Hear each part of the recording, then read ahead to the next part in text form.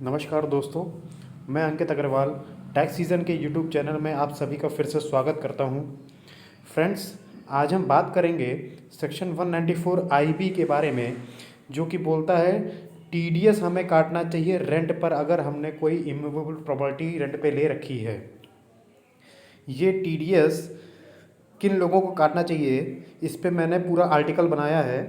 आइए इसके बारे में जानते हैं कि ये आर्टिकल क्या कहता है, ये सेक्शन क्या कहता है। Section 194 IB, as per the finance act 2017, TDS on rent under section 194 IB is liable to be deducted by individual और HUF।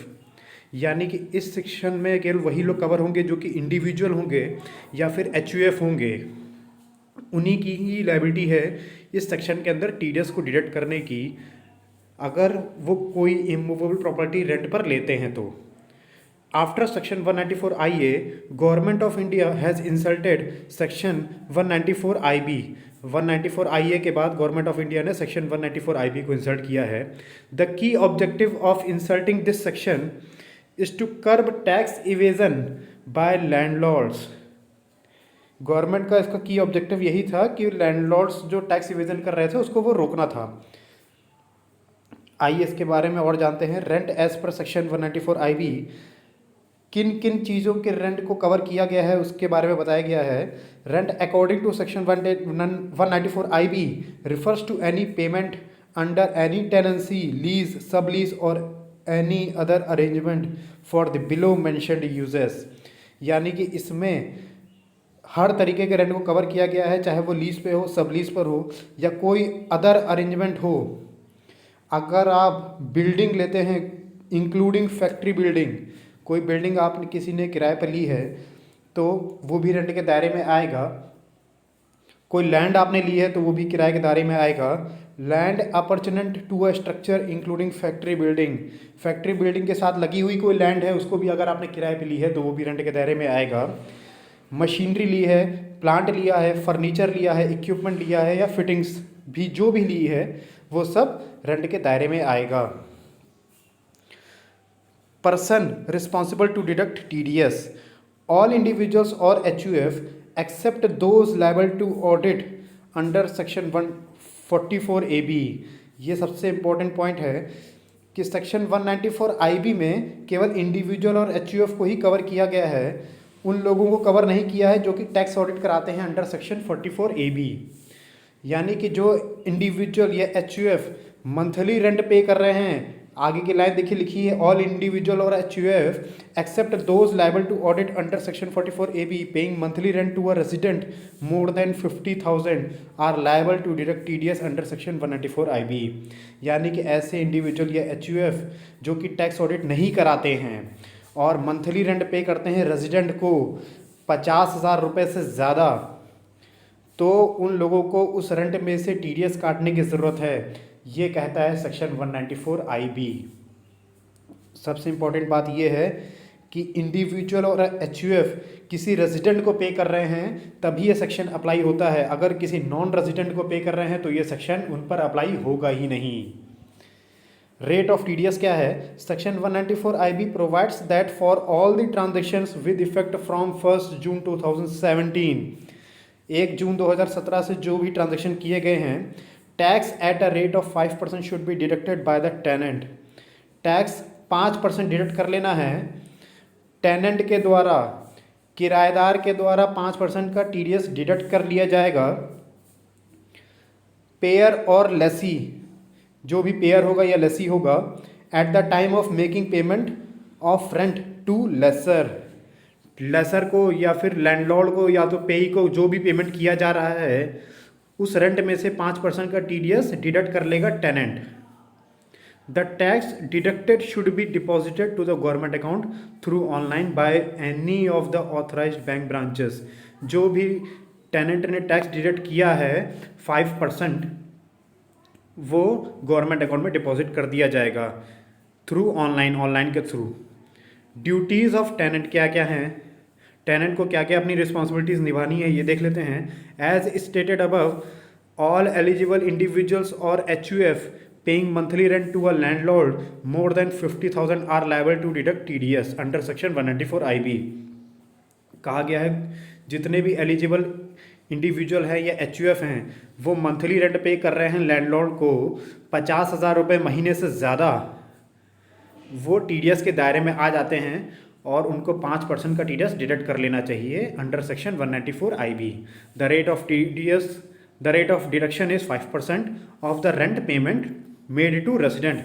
ये सेक्शन बार बार रेसिडेंट की बात करता है, यानी कि अगर आप रेसिडेंट हैं और जिसको आप पे कर रहे हैं वो भी रेसिडेंट है, तभी ये सेक्शन 194 IB लागू होगा। The following steps describe the procedure for making a TDS with holding on rent. क्या क्या स्टेप्स डिस्क्राइब किए गए हैं? Collect the permanent account number, pan number of the resident and verify the details with the original pan card. आपको अपने landlord का pan number collect कर लेना है और उसे ओरिजिनल पैन कार्ड से ज़रूर वेरीफाई करिएगा कि पैन नंबर गलत ना हो। Pan of the landlord and tenant should be mandatorily submitted in the online form for furnishing information regarding the rent। Landlord का पैन और टेनेंट का पैन ये मैंडेटरीली सबमिट किया जाएगा जब भी ऑनलाइन फॉर्म भरा जाएगा for furnishing information regarding the rent. जब भी ये सारी इंफॉर्मेशन को फर्निश किया जाएगा रेंट के रिगार्डिंग, तो उसमें दोनों लोगों के पैन सबमिट किए जाएंगे। इससे दोनों लोगों के पैन होना ज़रूरी है, टेनेंट के भी और लैंडलॉर्ड के भी। Do not commit any mistake in quoting the PAN or other details in online form। कोई भी मिस्टेक मत करिएगा पैन को कोट करते समय या भी जो भी डिटेल्स आप ऑनलाइन फॉर्म में फिल कर रहे हैं। However, for rectifying the information furnished, the SSC is expected to contact the income tax department। अगर कोई इन्फॉर्मेशन को रेक्टिफाई करना है तो SSC इनकम टैक्स डिपार्टमेंट में कॉन्टैक्ट कर सकता है। Download and provide TDS certificate in form 16C from traces. TDS certificate को जो कि फॉर्म 16C है वो ट्रेसेस से डाउनलोड किया जाएगा and issue to the payee within 15 days from the due date of submitting the challan cum statement in form 26QC। यानी कि फॉर्म 26QC में चालान भी पे किया जाएगा और रेंट के रिगार्डिंग सारी इन्फॉर्मेशन भी भरी जाएगी और उसके 15 दिन बाद फॉर्म 16C जो कि TDS सर्टिफिकेट है ये इशू करेगा टेनेंट लैंडलॉर्ड को।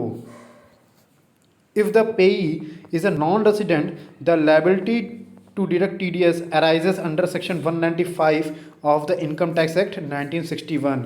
देखिए यहाँ पे यही बात आ गई, अगर पेई नॉन रेसिडेंट है तो जो TDS की लायबिलिटी है वो सेक्शन 194 IB में नहीं आएगी, वो किस में आएगी? वो सेक्शन 195 में आएगी। Tax payer should note that tenants और payers of rent on immovable property are not required to procure in tax deduction account number. बहुत अच्छी बात यहाँ बोली है कि ऐसे टैक्स पेयर्स जो कि टेनेंट्स या पेयर्स हैं और वो रेंट का पेमेंट कर रहे हैं, ऐसे लोगों को टैन नंबर लेने की ज़रूरत नहीं है। यानी कि ये जो फॉर्म TDS का जो रिटर्न भरा जाएगा फॉर्म 26Q है, ये पैन बेस्ड रिटर्न है, टैन बेस्ड रिटर्न नहीं है। यानी कि इसमें केवल दोनों लोगों के पैन लगेंगे, दोनों पार्टीज़ के पैन लगेंगे, लैंडलॉर्ड के और टेनेंट के। इसमें टेनेंट को टैन नंबर लेने की ज़रूरत नहीं है। मैं बता दूं आपको, टैन नंबर वही लेते हैं जो कि TDS डिडक्ट करते हैं और मोस्टली जो टैक्स ऑडिट कराते हैं उन्हीं लोग को टैन नंबर लेने की ज़रूरत होती है, क्योंकि टैन नंबर लिए बिना TDS काटा ही नहीं जा सकता। लेकिन इस फॉर्म में टैन नंबर लेने की ज़रूरत नहीं है, ये पैन बेस्ड फॉर्म है, दोनों पार्टी के पैन हैं, तो आप उन्हीं पैन नंबर से ये रिटर्न फाइल कर सकते हैं। फॉर्म 26QC क्या बोलता है? फॉर्म 26QC ये TDS रिटर्न है और यही चालान भी है।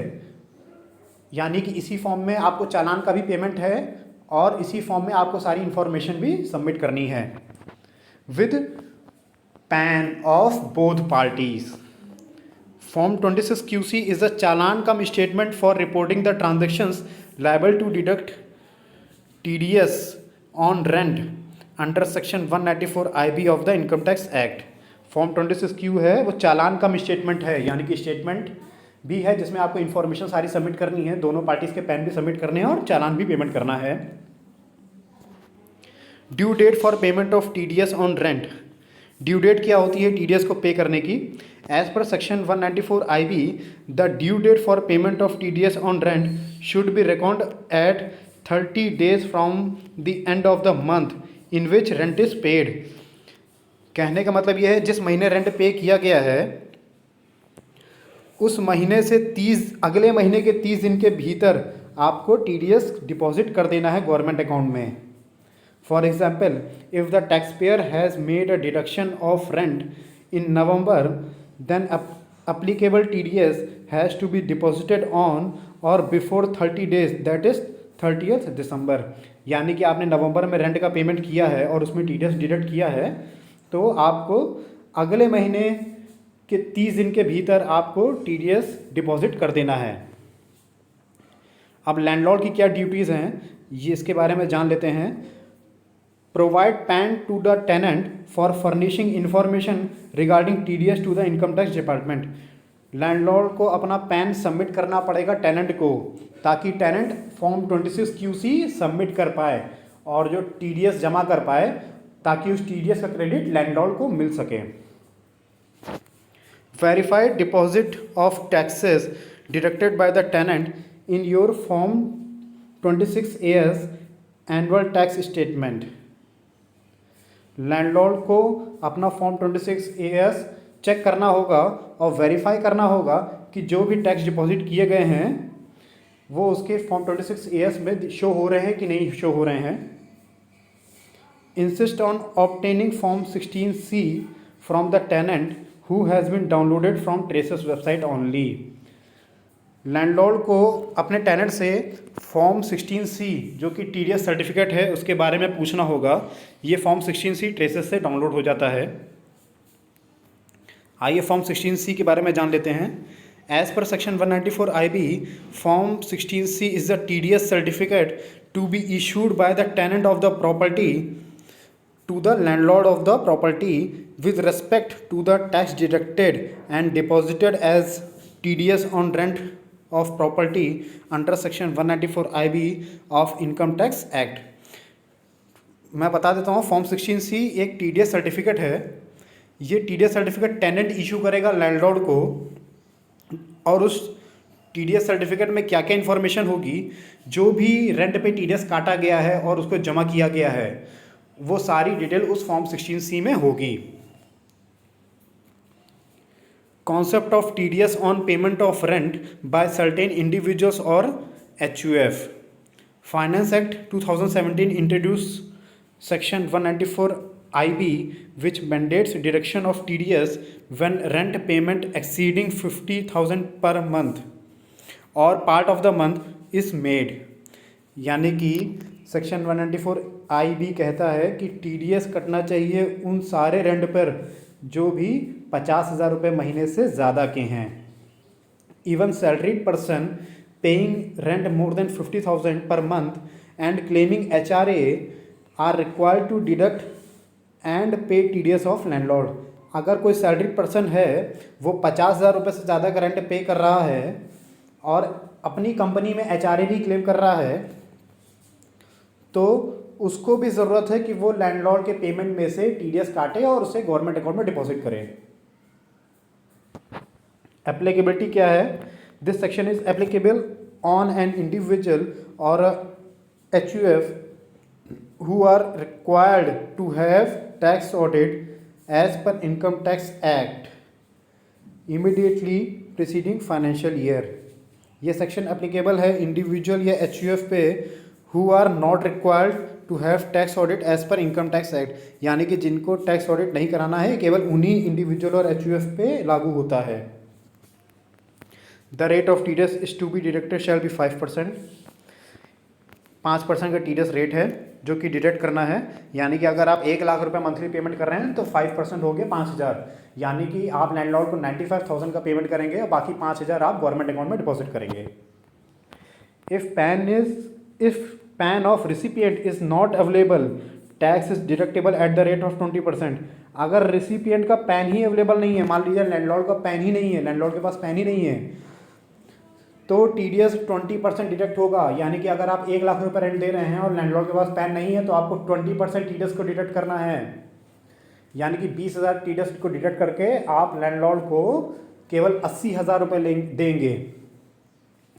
However, in such case, amount of TDS cannot exceed rent payable for the last month of the previous year or last month of tenancy। इस केस में TDS की जो अमाउंट है वो रेंट पेबल से एक्सीड नहीं कर सकती, यानी कि जो भी रेंट पेबल है लास्ट मंथ का उससे एक्सीड नहीं कर सकती, या फिर लास्ट मंथ ऑफ टेनेंसी है उससे एक्सीड नहीं कर सकती। The above set tax shall be deducted when rental expense for the last month of the previous year or last month of tenancy if the property is vacated during the year is booked in books of account or at the time of payment whichever is earlier। कहने का मतलब है TDS कब deduct करना है, ये जो rental का एक्सपेंस है टेनेंट की तरफ से वो प्रीवियस ईयर के लास्ट मंथ में या फिर टेनेंसी के लास्ट मंथ में, ये टाइम पीरियड दिया गया है। If the property is vacated during the year is booked in books of account, यानी कि प्रॉपर्टी का जो रेंटल एक्सपेंस है वो अपनी बुक्स ऑफ अकाउंट में आप कब बुक कर रहे हैं और eight the time of payment या पेमेंट कर रहे हैं, दोनों में जो चीज़ पहले होगी TDS तभी कट जाएगा। The tax deductor is not required to apply for TAN in order to deduct TDS under section 194 IB। Tax deductor यानी कि टेनेंट को टैन अप्लाई करने की कोई ज़रूरत नहीं है अगर उसे TDS काटना है सेक्शन 194 IB में। CBDT has notified form 26 QC filing return under this section. CBDT ने नोटिफाई किया है फॉर्म 26 QC, ये रिटर्न फॉर्म है इस सेक्शन के अंडर सेक्शन 194 IB में।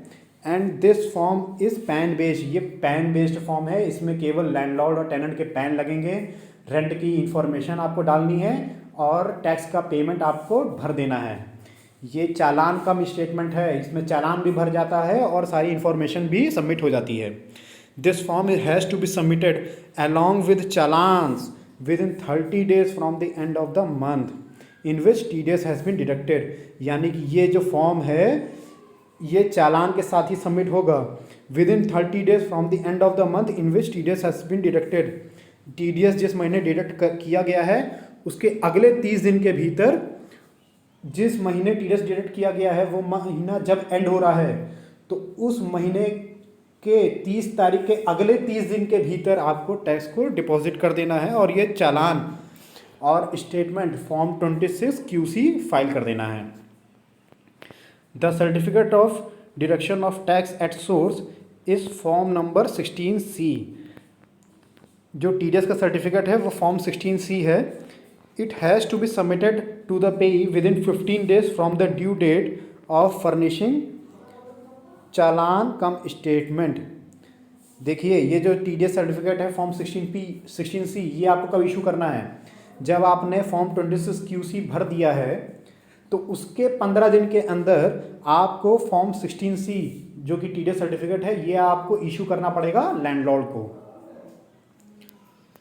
Interest at the rate 1% per month will be levied if TDS is not deducted. अगर आपने TDS नहीं काटा है तो टेनेंट के ऊपर इंटरेस्ट लग सकता है 1% पर मंथ का, and 1.5% per month will be levied if TDS is deducted but not paid, और 1.5% पर मंथ का इंटरेस्ट लग जाएगा अगर टेनेंट ने TDS तो काटा है लेकिन उसे गवर्नमेंट अकाउंट में डिपॉजिट नहीं किया है। सो फ्रेंड्स, ये मैंने आर्टिकल बनाया था सेक्शन 194 IB में। अगर आपको मेरी ये वीडियो अच्छी लगी हो तो इसको ज़रूर लाइक करिएगा, अपने फ्रेंड्स के साथ शेयर करिएगा।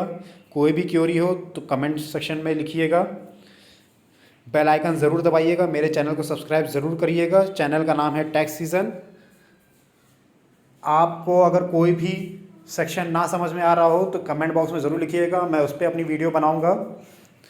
और सब्सक्राइब ज़रूर करिएगा ताकि आपको जब भी मैं कोई वीडियो अपलोड करूं तो आपको नोटिफिकेशन मिलते रहें। Thank you so much.